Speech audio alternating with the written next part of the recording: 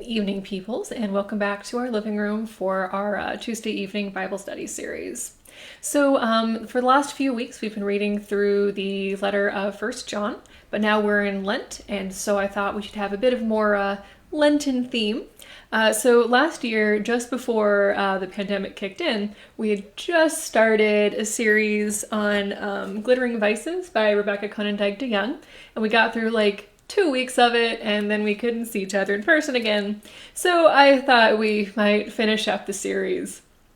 So the seven deadly sins, as they are popularly called, started out as a list that some desert monk guy came up with in like the 4th century, I think. And it was adjusted a little bit over the centuries, but the list as we know it now was finalized by Pope Gregory the First. I think it was Gregory the First in like the 6th century. Classically, the seven deadly vices are avarice or greed, which we're looking at tonight, envy, gluttony, lust, sloth, vainglory, and wrath, with pride being the root of all seven. So you might notice that a lot of these words are kind of archaic words, like avarice. I am 99% sure I have literally never used in a sentence until like 2 seconds ago. But they come directly from Latin words. So avarice comes from avaritia. So yay, Latin. It's always about the Latin. Always about the Latin. Anyway, so these aren't necessarily in and of themselves the biggest sins or like the only sins, but they are definitely the maybe main headings of a lot of other kinds of sins. And so in the season of Lent, which is a time to be uncomfortable and to fast and pray and give alms and reflect on our own sins and how we could break some of the harmful cycles that we're in, I thought that we might look at them and what they mean. So tonight, I thought we would go alphabetically, which is why we're starting with avarice, because I like things to be in order, so we're going alphabetically, like all the books behind me that are alphabetized by author. So dictionary.com defines avarice as an insatiable greed for riches, inordinate, miserly desire to gain and hoard wealth. Miserly desire is a great phrase. So Wikipedia is a little bit more broad. It describes it as an uncontrolled longing for increase in the acquisition or use of material gain, be it food, money, land, or animate/inanimate possessions, or social value such as status or power. So it doesn't necessarily have to be just about money. Rebecca, the author of the book, says avarice is not about having more. It's about having what is mine. So she asks, do we possess our possessions or are we possessed by them? Which I think is an excellent question. So for terms of our purposes, we're going to define avarice as selfish greed, because selfish and greed are words that I definitely have used in sentences, and I'm pretty sure all of you have too. Maybe you use avarice on a daily basis in sentences. I don't know. Maybe you use fancier words than me. Whatever. So I wanted to look at another epistle, a letter of First Timothy. Just one of the later books of the Bible, chronologically. So chapter 6, verses 6 through 11. Let's see. If I was on the right page, wouldn't it? Here we go. Of course, there is great gain in godliness combined with contentment. For we brought nothing into the world, so that we can take nothing out of it. But if we have food and clothing, we will be content with these. But those who want to be rich fall into temptation and are trapped by many senseless and harmful desires that plunge people into ruin and destruction. For the love of money is a root of all kinds of evil, and in their eagerness to be rich, some have wandered away from the faith and pierced themselves with many pains. But as for you, man of God, person of God, shun all this. Pursue righteousness, godliness, faith, love, endurance, gentleness. Of course, the letter was written to, probably a singular man, but it applies to us too, people of God, who seek to be godly. So we might ask, how can we treat money as a means to an end rather than a goal in and of itself?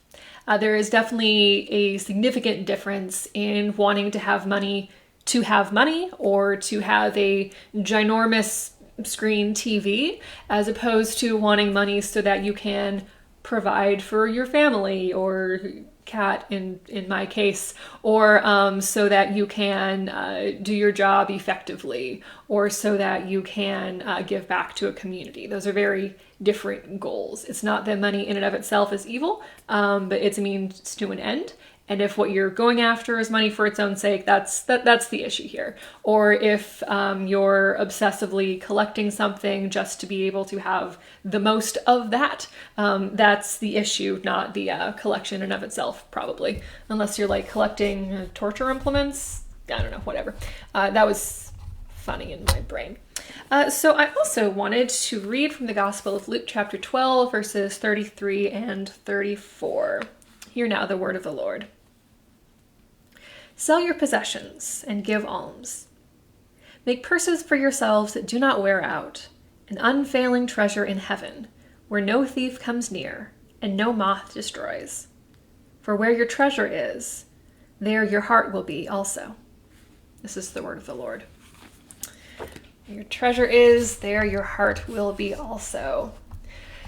So it can be a very difficult question to ask ourselves, what do we spend the most money on in our own lives, maybe other than housing? Is that the most important thing to us? It can be a difficult question to answer, and often an uncomfortable one. Once you get the basics aside, maybe, what are you spending the most money on? So Thomas Aquinas is a really big name in Catholic theology. He's also a big name on the campus of the college that I went to. There's a dorm named after him. I didn't live in it. I lived in Assumption, as in the Assumption of Mary.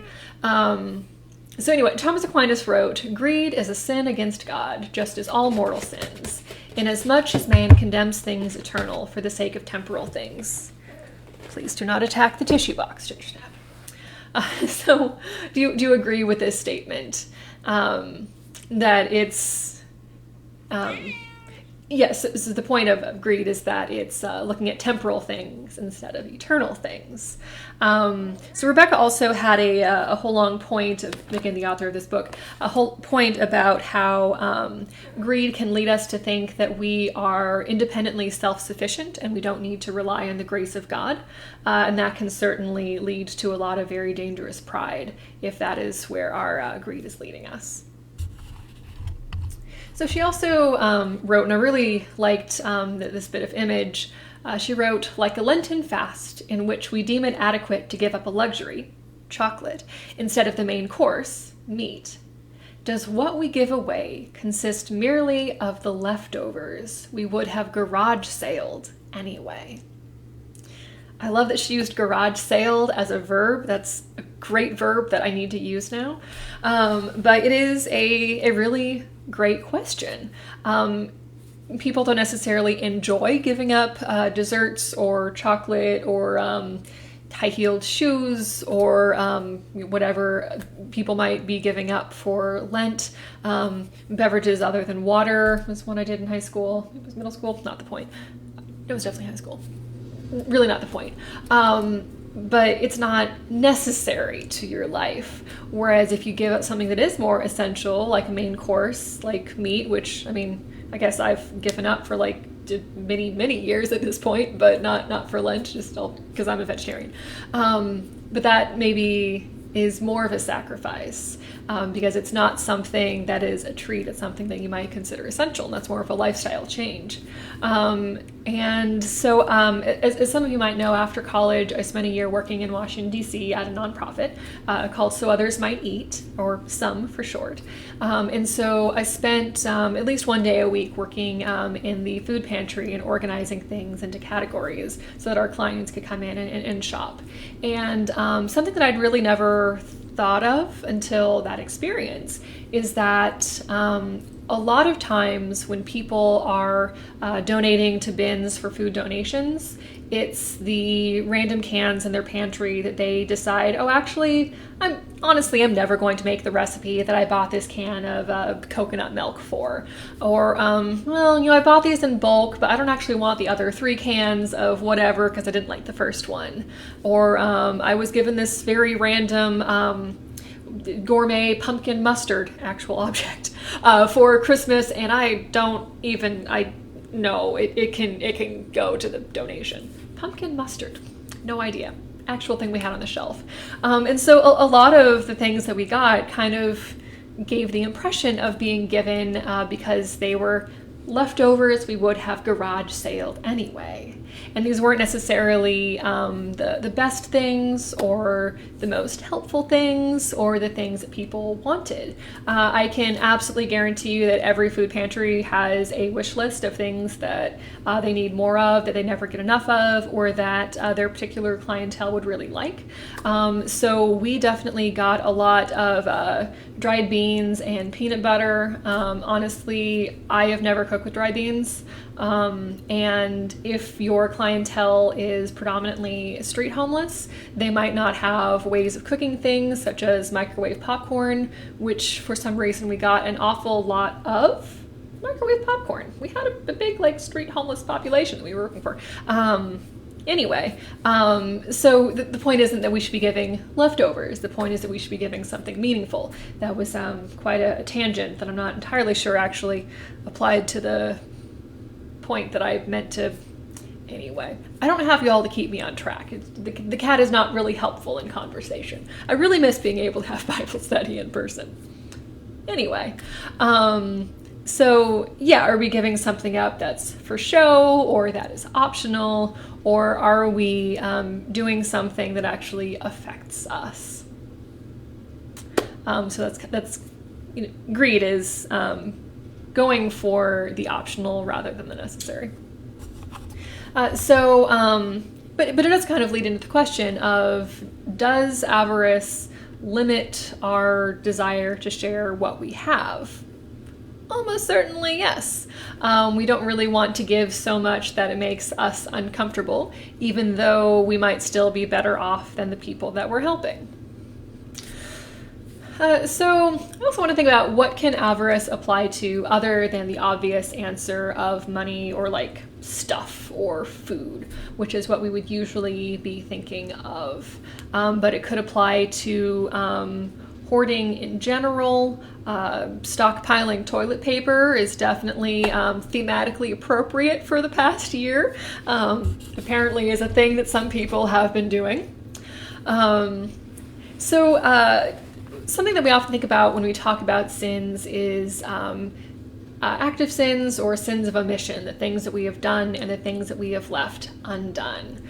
So sometimes a sin is actively doing something like yelling at your neighbor because you really hate the plants in their front yard. That was a weird example. That would be an active sin, whereas a sin of omission might be, that your neighbor has just lost their spouse to cancer, and that you should, say something nice or send a little note or something, and you just kind of don't. That would be more of a sin of omission.